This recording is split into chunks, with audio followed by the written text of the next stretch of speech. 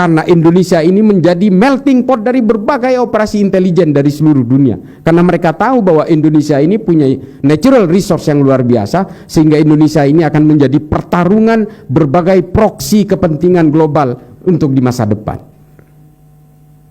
Nah, adik-adik sekalian, kalian ini tidak gampang menjadi generasi muda. Karena bagi kelompok-kelompok pengusung ideologi transnasional ini, kalian adalah investasi masa depan. Semua ideologi ingin menjaga supaya ideologinya tetap hidup. Dan tumpuannya ada di kalian. Kalian adalah targetnya, kalian adalah sasarannya. Dan kalian kampus-kampus seperti UNM, naudzubillah min dzalik, ini adalah jadi target-target sasaran mereka. Kalau di kampus-kampus hari ini banyak sekali gema pembebasan dan sebagainya, yang menyuarakan bahwa solusi dari semua persoalan politik, ekonomi dan sebagainya, budaya adalah khilafah.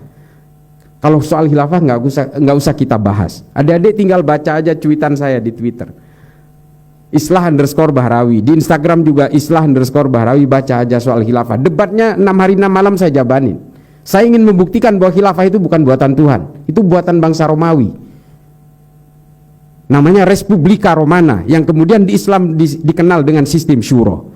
Sistem Al-Mamlakah itu buatan bangsa Romawi juga, yang sudah dikenal sebelumnya dengan nama monarki absolutu. Dan kemudian ahlul halli wal aqdi yang dipakai oleh Bani Abbasiyah itu sudah dibuat oleh bangsa Romawi juga, namanya Concilium Plebis. Lalu kemudian oleh Hizbut Tahrir hari ini dikatakan ini buatan Tuhan, ini wajib. Persoalan yang paling mendasar yang dilakukan Hizbut Tahrir adalah ruang-ruang politik dianggap sebagai akidah, padahal ini fikih. Dan yang menganggap politik itu adalah akidah hanya kelompok Khawarij. Itulah mengapa mereka berani mengkafirkan Sayyidina Utsman dan kemudian dibunuh, berani mengkafirkan Sayyidina Ali kemudian dibunuh, berani mengkafirkan Sayyidina Hasan, Sayyidina Husain, dan berbagai perang yang diciptakan oleh mereka. Ketika politik dianggap sebagai akidah, maka yang terjadi adalah kekerasan, peperangan, saling membunuh satu sama lain tanpa peduli batas-batas keimanan sekalipun. Kelompok-kelompok teror yang ada di dunia hari ini, termasuk kelompok-kelompok teror yang ada di Indonesia hari ini, tahu mereka, kita ini Islam semua, tapi kan Islam kita berbeda dengan mereka. Inilah kemudian yang menjadi perhatian dari kita, bahwa ketika kita sudah diracuni oleh mimpi-mimpi politik, kita sudah diracuni oleh politisasi agama, yang terjadi apa? Kita saling mengkafirkan dan bermusuhan satu sama lain, meskipun keimanan dan agamanya sama, tafsirnya sama. Yang paling terakhir akan saya contohkan mengapa saya lebih ngotot untuk memajukan Islam lewat ilmu pengetahuan.